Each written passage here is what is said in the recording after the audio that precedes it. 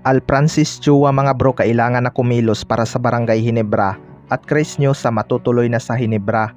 Yan mga bro, pagkatapos mong i-like ang ating video, mag-subscribe na rin kung bago ka pa lang sa ating channel at i-click ang notification bell para lagi kang updated sa ating mga sports balita.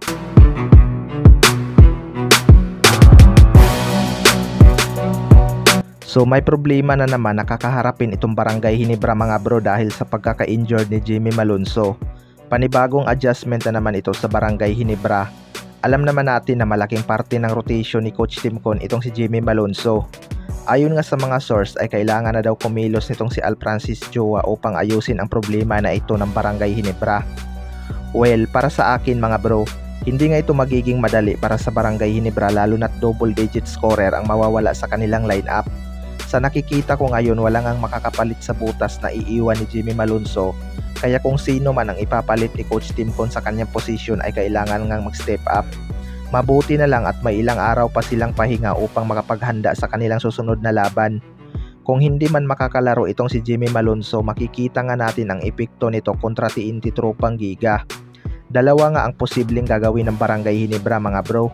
Pwedeng i-activate nila itong si Jeremiah Gray o ipapalit sa pwesto ni Malonzo itong si Sydney Onobiri. Chance na rin ito ni Sydney. Sa kabilang banda naman mga bro, Chris Newsome matutuloy na sa Barangay Ginebra. Ito ngang si Chris Newsome ang inaabangan ng lahat maging free agent.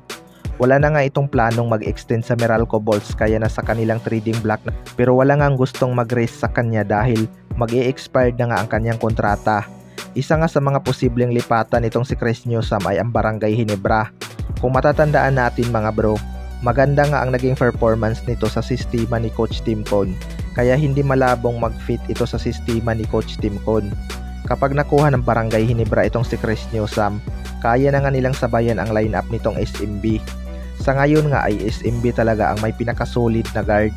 Maganda nga ang magiging tandem nitong si Chris Newsome at Scotty Thompson sa depensa. Hustle player din itong si Chris Newsome mga bro, which is isa ito sa mga gusto ni Coach Timcon sa kanyang player. Sigurado madaming haters ng Barangay Ginebra ang magwawala sa social media kapag nakuha itong si Chris Newsome. Well, hindi naman talaga mawawala ang mga haters lalo na kapag lumalakas ang isang team. Karapatan din naman siguro ng bawat team magpalakas mga bro dahil gusto nga nilang magkampi. Nasa team na lang talaga yan kung magpapalakas sila o iti-trade nila ang kanilang mga malalakas na player. 'Di ba? Kaya lumipat ang ibang malalakas na player dahil walang planong magpalakas ang team na kumuha sa kanila. Kayo mga bro, ano masasabi nyo tungkol dito?